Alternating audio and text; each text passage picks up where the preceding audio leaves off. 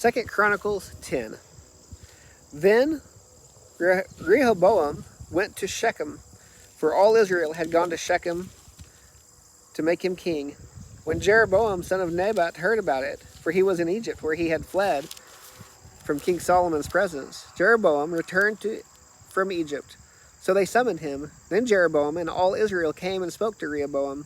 Your father made our yoke harsh. Therefore lighten your father's harsh service and the heavy yoke he puts on us, and we will serve you. Rehoboam replied, Return to me in 3 days. So the people left. Then King Rehoboam consulted with the elders who had attended his father Solomon when he was alive, asking, How do you advise me to respond to this people?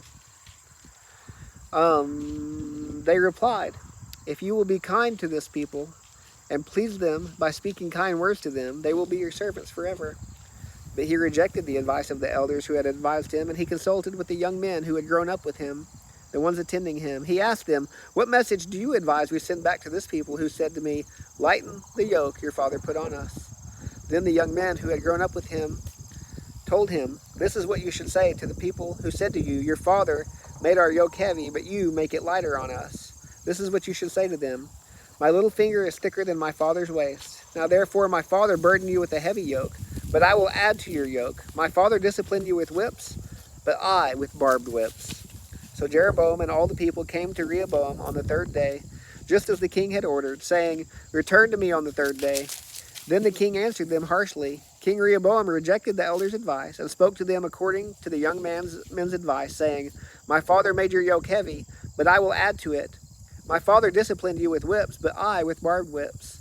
The king did not listen to the people, because the turn of events came from God, in order that the Lord might carry out his word that he had spoken through Ahijah the Shilonite to Jeroboam son of Nebat.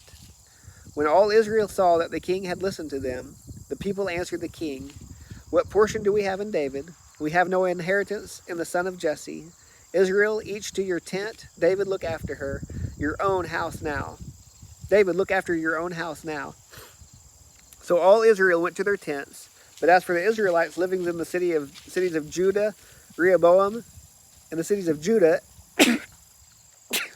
Rehoboam reigned after them.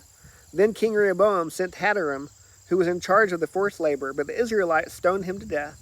However, King Rehoboam managed to get into his chariot to flee to Jerusalem. Israel is in rebellion against the house of David until today.